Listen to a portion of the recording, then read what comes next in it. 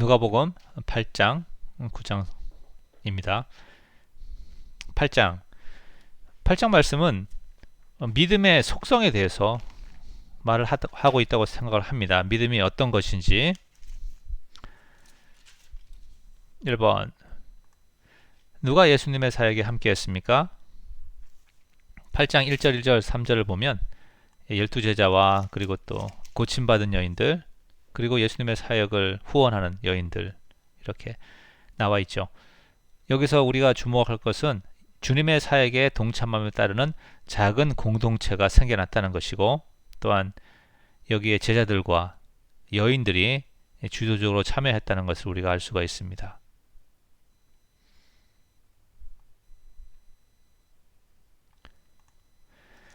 예수님은 왜 비유로 설명하십니까?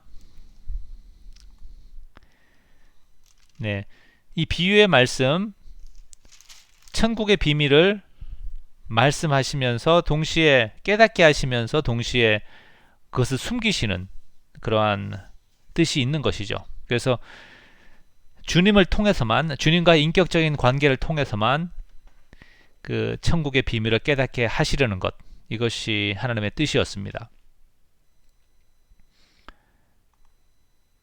성경의 말씀도 이와 같죠. 오직 주님의 깨닫게 하시는 은혜가 있어야만 말씀을 바르게 이해할 수 있는 것입니다.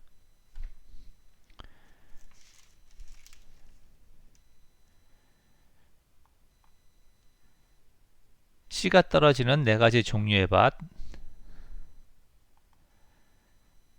길가밭, 돌짝밭,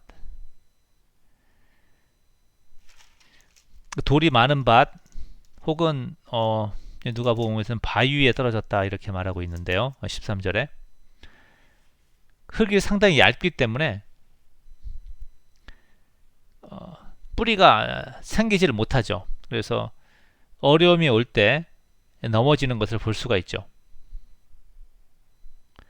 자, 여기서 이제 우리가 중요한 것은 그 믿음의 뿌리가 예수 그리스도의 십자가의 구원과 은혜에 대한 그런 확실한 신뢰와 이것이 없으면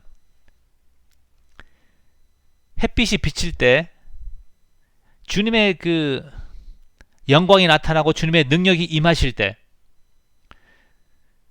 뿌리가 없는, 믿음의 뿌리가 없는 사람들은 넘어지게 됩니다. 예. 그런데 믿음의 뿌리가 있으면 햇빛이 강하게 내리쬐일 때, 주님의 영광이 나타나실 때, 말씀이 부어질 때, 그때 어떻게 됩니까? 더 믿음이 자라고 더 쑥쑥 성장하게 되는 것을 볼 수가 있죠.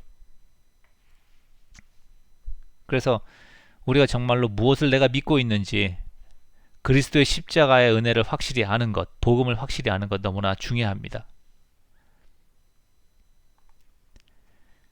가시떨기는 세상의 즐거움과 염려로 인해서 열매가 온전히 결실하지 못하는, 교회도 출석을 하고 사역도 하는 것 같은데 열매가 없습니다. 열매가 맺히는 것 같지만 열매가 익지 못하는 거죠.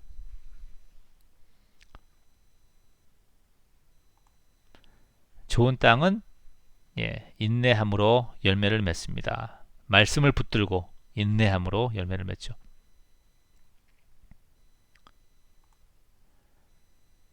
가진 자는 더 가지게 되고 없는 자는 가지고 있다고 생각되는 것도 빼앗긴다고 했습니다. 이것은 세상이 말하는 공평한 분배와는 거리가 먼, 어떻게 하나님께서 이렇게 말씀하실 수 있을까라고 생각하는 그러한 구절이에요. 뭐 이유가 무엇이겠습니까? 여기서 가지고 있다는 것은 1차적으로 생명과 생명의 복음과 하늘의 지혜, 주님에 대한 지혜, 예수 그리스도라고 말할 수가 있겠죠. 16절에 보니까 그렇게 우리에게 무엇을 주시는 목적이 무엇입니까? 바로 세상 가운데 드러나게 하기 위해서 우리에게 주님의 복음을 깨닫게 하시는 것이죠. 그러니까 그것이 하나님의 뜻이기 때문에 우리가 복음의 일꾼으로서 증거하고 사역을 하면 주님이 하나님께서 우리에게 더욱더 그 하늘의 지혜로 또 주님에 대한 지혜로 지식으로 채워주시는 겁니다. 그리고 17절에 있는 말씀, 마음에 숨겨진 것을 드러내게 하시는 것, 하나님의 섭리이죠. 그래서 스스로 믿음이 있다고 생각하는 자들도 본인은 사실은 자기가 믿음이 있다고 생각을 했어요. 뭐 스스로 속이는 거지만 자기는 몰랐죠. 그런데 하나님의 그 경륜 가운데서, 하나님의 역사하심 가운데서 자기가 믿음이 없다는 것이 드러나게 됩니다. 그러면 생각하기를, 예전에는 믿음이 없었는데, 믿음이 있었는데 믿음이 다 사라져 버렸구나 라고 생각하는데, 실상은 무엇입니까? 원래 믿음이 없었던 것이죠. 그렇게 하시는 목적은 헛된 믿음을 버리고 참된 믿음으로 나아오게 하시는 것입니다. 코로나 때문에 많은 분들이 이제 신앙 영적으로 힘들어 하시는 것을 볼 수가 있습니다.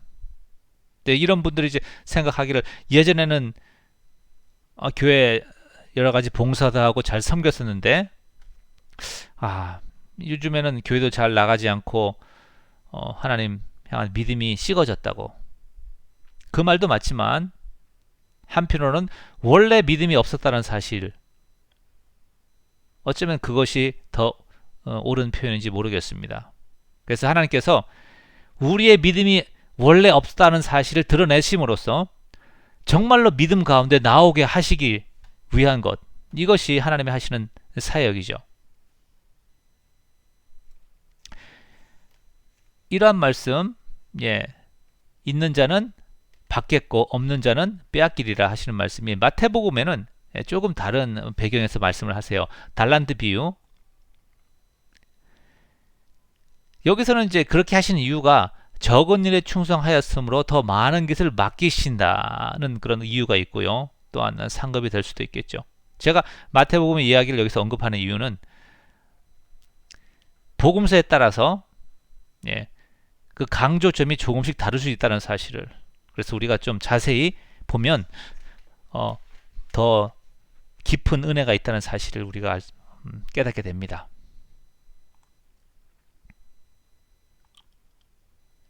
풍랑을 만났을 때 제자들이 두려워했죠. 예수님을 급하게 깨웠는데 너희 믿음이 어디 있느냐, 이렇게 말씀하셨습니다.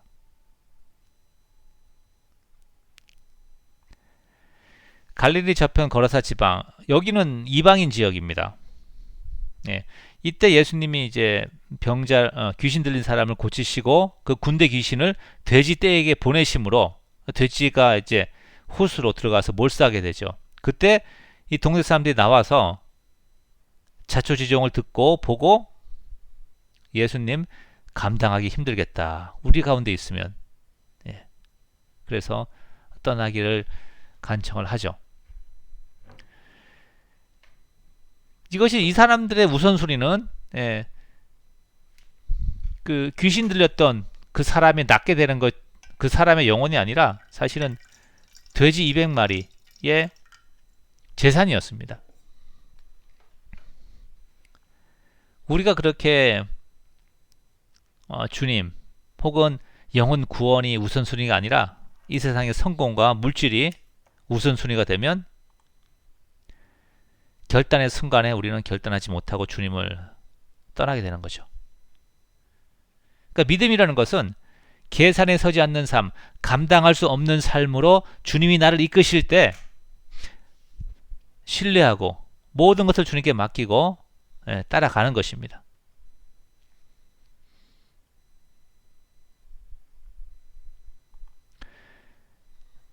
예수님이 가버나움으로 돌아오셨을 때 사람들이 환영을 하였습니다. 가버나움은 다시 이제 유대인의 동네죠. 40절에 보니까 무리가 환영하니 이는 다 기다렸음이러라. 왜 기다렸을까요? 예수님이 야이로의 딸을 고치시는 걸 보기를 원했죠. 신비한 능력에 대한 호기심으로 신기하잖아요. 예, 병자가 고침을 받고 안진뱅이가 일어나면 뭐 그건 다 신기하고 보고 싶어 하죠. 근데 사실 그러한 호기심으로 주님을 찾는 것은 믿음과는 아무런 상관이 없다는 사실을. 그러니까 가버나움이 예수님이 주로 생활하셨던 예수님의 홈타운이에요. 그러니까 예수님이 어떤 이적을 많이 고치시는 것고 그런 것들을 많이 봤죠. 그렇기 때문에 특별히 예수님께서 이렇게 말씀하십니다. 56절에 이 일을 아무에게도 말하지 말라 하시니라. 그러니까 예수님의 메시지에는 관심이 없고 복음을 듣고 믿음으로 결단하는 일에는 관심이 없고 병을 고치는 이적, 병 고침을 얻고 그리고 또 지적인 호기심을 채우는 것에만 관심이 있었기 때문에 예수님께서 예수님의 복음을 받아들일 수 없었던 거죠.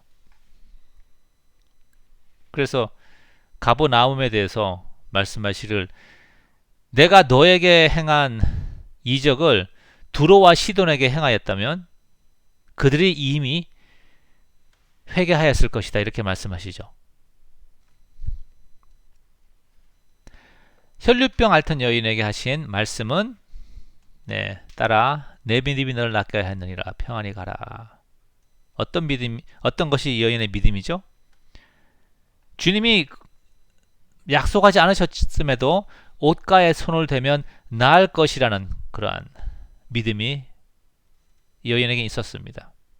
그래서 혈류병을 앓는 부정한 여인으로서 그녀는 주님의 능력과 자비하심을 신뢰했던 것이죠. 특별히 주님이 내 믿음이 너를 낫게 하였다 이런 말씀을 하시는 사실은 딱히 그 말씀을 안 하셔도 되는데 믿음이 무엇인가에 대해서 말씀하시면서 동시에 여기 보니까 또 이렇게 말씀하시죠. 46절에 내게서 능력이 나간 줄 알미로다.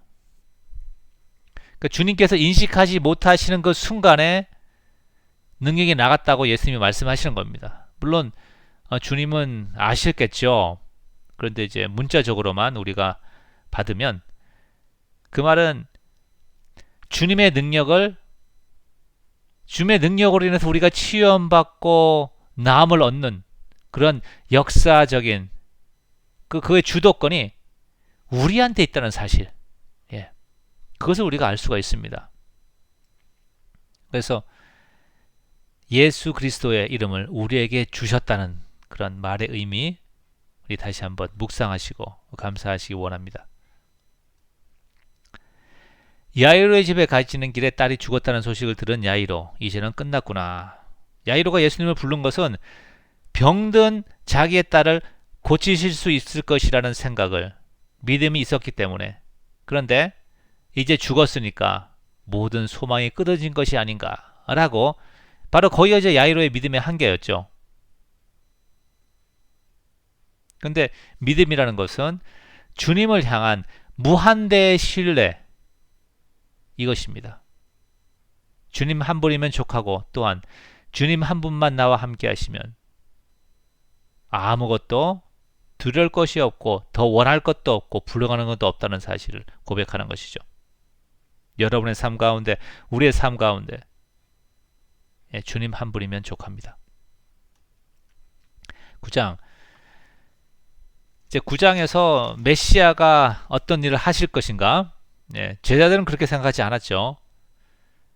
제자들은 예수님께서 이 땅에 이스라엘 왕국을 회복시킬 그러한 하나님의 선지자 또 다윗의 후손이라고 생각을 했습니다. 그런데 예수님은 메시아의 정체성이 무엇인가 어떤 일을 하실 것인가에 대해서 9장에서 전체적으로 말씀하십니다. 변화살인 사건도 마찬가지고요. 베드로의 고백도 마찬가지고 그러면서 잠깐만요. 그렇죠. 그러한 메시아를 따라가는 제자의 삶에 대해서 그런 태도에 대해서 예수님이 가르쳐 주시는 거죠.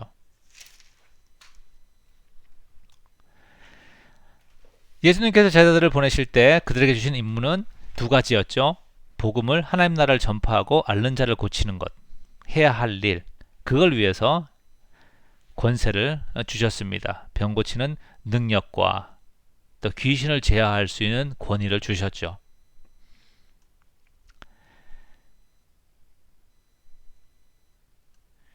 그래서 우리가 복음을 선포하고 사역을 감당함에 있어서 회복과 치유가 반드시 따라와야 하는가라는 질문을 좀 해봤어요.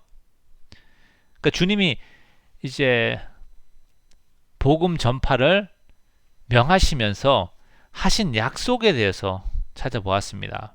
마태복음에서는 내가 너와 함께 할 것이다 라는 약속을 하셨고, 마가복음에서는 믿는 자에게는 표적이 따를 것이다. 마가복음의 이 본문은 조금 우리가 가중치를 낮게 두어서 보아야 됩니다. 왜냐하면 마가복음은 16장 1절부터 8절까지는 원문에 있었을 것이라고 우리가 믿고요. 9절부터 20절까지는 아마 원문에 없지 않았을까라고도 하는, 그러니까 많은 학자들이 그렇게 생각을 하고 있습니다. 사도행전 1장 8절에서는 성령이 너에게 임하시면 성령의 임하심을 또 약속하고 있고요. 요한복음에서는 나도 너희를 보내노라 하시면서 성령을 받으라고 예수님이 말씀하시는 거죠. 자, 이런 약속을 종합을 하면 우리와 함께 하시고 성령께서 우리를 우리에게 부어주실 것이라는 그러한 약속을 주시고 있습니다. 그렇기 때문에 사역 가운데 병든 자를 못 고칠 이유가 없죠. 그러므로 동시에 중요한 것은 복음 사역에 있어서 주님과 함께하는 것이고 또 성령의 인도하심으로 또 감당하는 것입니다. 왜 예수님으로 인해서 당황해하며 주님을 보고자 했을까요? 헤롯은 자기가 죽인 요한이 살아났다고 하니까 정말 그러한지 보고자 한 것이죠. 제자들이 무리에 예수님께 와서 스스로 음식을 구하게 하자고 했을 때 무리에게 예수님은 뭐라고 하셨습니까? 너희가 먹을 것을 주어라. 우리의 사역은 말씀뿐 아니라 그 사람의 삶의 문제에도 우리가 관심을 가져야 함을 주님이 말씀하신 것 같습니다. 사실 주님이 어떻게 하실지 아셨거든요. 또 제자들이 그들에게 먹을 것을 줄 수 없다는 것도 아셨습니다. 그런데 이 멘트를 하셨다는 사실은 우리가 상고해 볼 만한 가치가 있는 것이죠. 베드로의 신앙 고백 후에 예수님은 베드로가 예수님이 메시아라고 하는 말은 맞지만 베드로가 이해하는 메시아에 대한 그런 해석, 기대는 아니다라는 사실을, 잘못됐다는 사실을 예수님은 말씀하시는 겁니다. 자, 베드로를 비롯해서 많은 제자들이 예수님이 하나님이 보내신 메시아라는 사실을 기대하였기 때문에 따랐죠. 지금까지 따라왔는데 지금 뭐가 발생했습니까? 예수님이 이제 때가 되어서 메시아가 하는 역할이 십자가에 못 박혀 죽는 거다라는 사실을 선포하시는 것이죠. 그러면 이제 자연적으로 제자들에게 다시 한번 묻는 것이죠. 자, 지금 너희가 나에게 대한 인식이 바뀌었으니까 다시 한번 새롭게 해라. 나를 계속 따를 것인지 말 것인지. 그래서 누구든지 나를 따르려거든 이렇게 해라. 이제 자연스럽게 그렇게 나오는 것입니다. 세 가지 제자의 삶의 세 가지. 자기를 부인하고, 자기를 부인한다는 것은 단순히 나를 위해 사는 것이 아니라 다른 사람을 위해 사는 그 정도, 그게 아니라 옳고 그름을 판단하는 자신의 생각조차 내려놓는 것입니다. 내가 판단하는 것이 아니에요. 나의 삶에 대해서. 그리고 그렇게 주님을 따르는 데 있어서 어떤 비난과 또 오해를 받게 된다면, 그것이 하나님의 뜻이라면 그러한 오해의 길로 가는 것입니다. 예수님이 십자가를 지실 때 많은 사람들이 비난하고 또 오해했습니다. 근데 예수님은 그것을 일일이 대꾸하지 않으셨죠. 왜냐하면 그렇게 비난을 감당하는 것, 그것이 하나님의 뜻이었기 때문에 그랬죠. 그리고 유대인의 왕으로서 그 사람들의 죄짐을 지는 것, 그죠? 공동체와 혹은 다른 사람들의 연약함을 내가 친히 감당하는 것. 뭐 표현이 좀 그렇지만 다른 사람들이 저지른 그러한 지저분한 일들, 죄송합니다. 똥을 치워주는 것. 이것도 십자가를 지고 가는 거죠. 그래서 주님의 말씀이 기준이 되는 것, 이것이 주님을 따르는 것입니다. 자, 이러한 제자의 삶을 방해하는 두 가지 태도가, 두 가지의 어떤 우리의 습성이 무엇이죠? 네, 목숨에 대한 염려. 두 번째, 주님의 길을, 십자가의 길을 부끄러워하는 것입니다. 자기의 영광을 구하는 것이죠. 자, 6번. 8일이 지난 후 새 제자를 데리고 산에 올라가셨습니다. 거기서 예수님의 용모가 변화되며 모세와 엘리야와 함께 별세하실 것에 대하여서, 별세라는 표현 헬라어 성경에 보면 엑소더스라고 나와 있습니다. 떠나실 것에 대해서 말씀하시고, 엑소더스는 제가 그 다음 슬라이드에서 말씀을 드리겠습니다. 구름 속에 소리가 나서 이는 나의 아들 곧 택함을 받은 자니 너희는 그의 말을 들으라 라고 하셨습니다.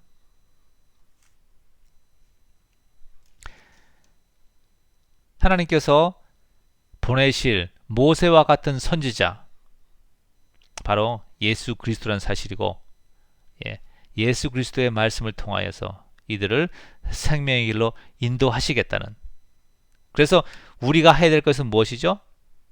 주님의 말씀을 듣는 겁니다. 순종하는 거죠. 엑소더스, 아까 그가 별세하실 것이라고 한글 성경에 번역되어 있는 부분, 모세가 이스라엘 백성을 애굽에서 이끌어내신 것과 마찬가지로 이제는 메시아가 그의 백성을 사망의 나라에서 이끌어내실 것. 그 일이 무엇입니까? 바로 예루살렘에서 십자가에 못 박혀 죽으시고 부활하시는 것이죠. 그 놀라운 엑소더스, 죄와 사망의 노예 생활하는 백성들을 이끌어내시는 그 놀라운 십자가의 사역, 거기에 대해서 모세와 엘리야와 함께 이야기하였다라고 얘기하는 것입니다.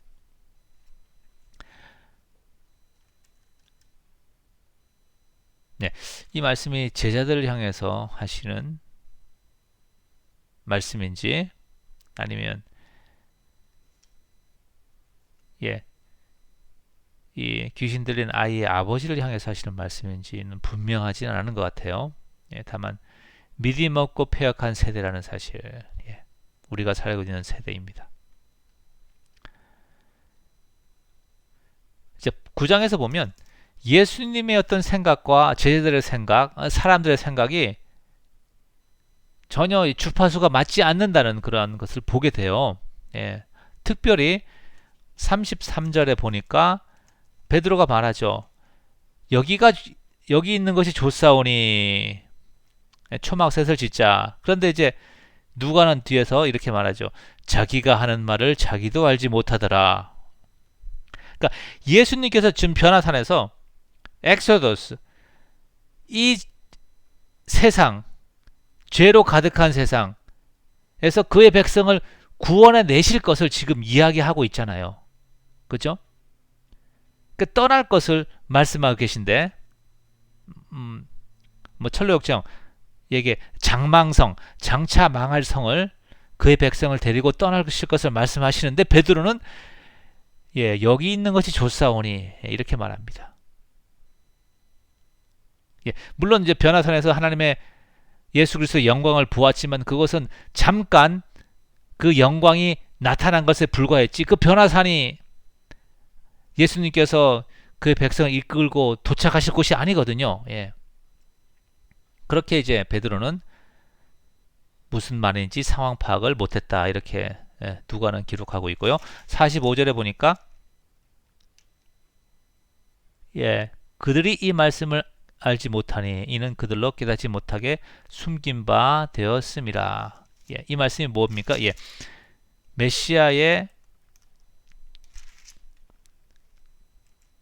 순환, 메시아의 고난에 대한 이야기죠. 또 여러 구절들에서 보면 주님의 뜻 깨닫지 못하는 사람들의 제자들의 반응이 나옵니다. 자, 이 마지막 문제는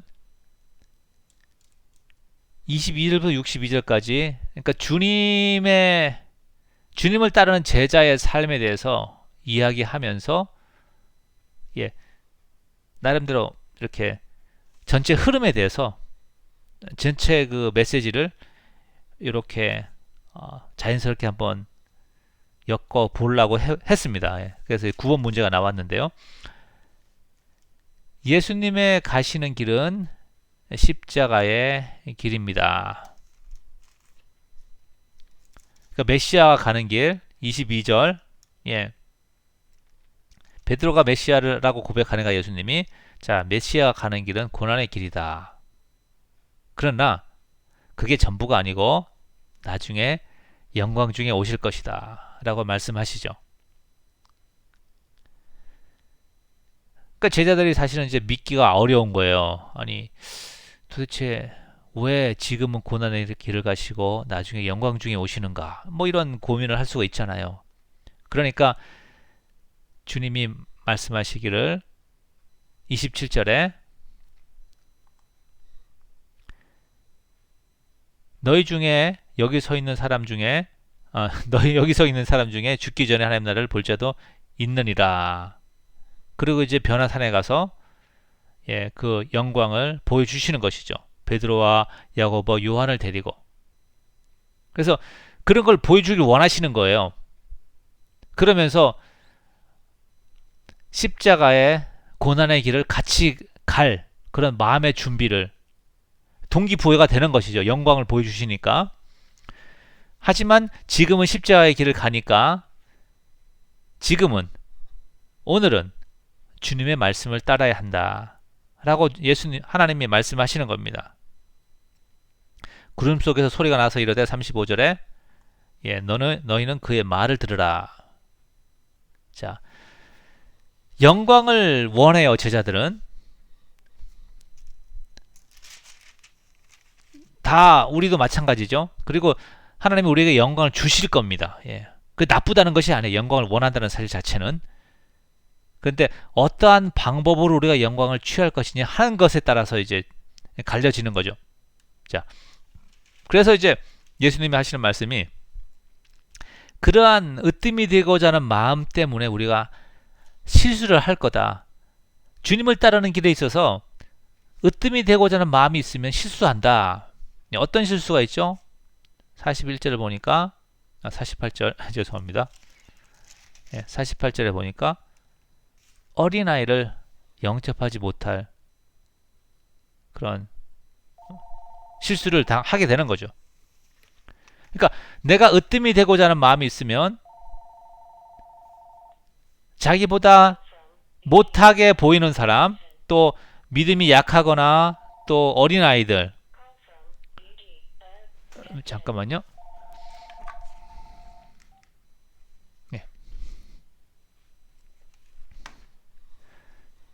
그 때문에 우리가 그 사람들을 영접하지 않고 무시하게 되는 겁니다. 그것이 어떤 실수죠? 그건 결국에는 48절에 있는 것처럼 주님을 영접하지 않는 겁니다. 그리고 주님을 믿지 않는 사람들을 보면 우리는 마치 주님을 잘 믿는 것처럼 엄청난 믿음의 소유자인 것처럼 분노하기도 하는 거죠. 54절 55절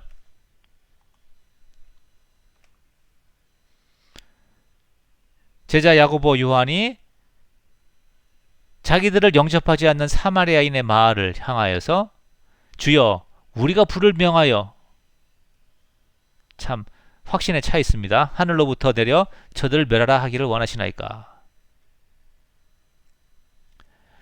자, 이 우리의 모습이고 그러면 세상은 어떠해요? 그러한 가운데 우리가 살아가는 세상은 패역한 세상이죠.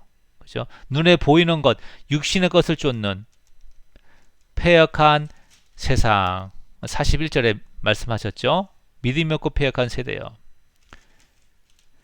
그러한 환경에 우리가 살기 때문에 그러니까 우리 속에도 잘못이 있고 우리가 우리의 영광을 으뜸이 되고자 하는 마음도 있고 또 우리가 살고 있는 세상도 또 그러한 패역한 세상에 살고 있기 때문에 주님을 따른다는 것은 어떻게 됩니까? 모든 것을 희생하고서라도 주님께 집중하지 않으면 주님을 따를 수 없다는 사실을 말하고 있습니다. 62절에 손에 쟁기를 잡고 뒤를 돌아보는 자는 하나님의 나라에 합당하지 아니하니라. 예. 이러한 믿음의 길, 결단의 삶을 사시기를 원합니다. 감사합니다.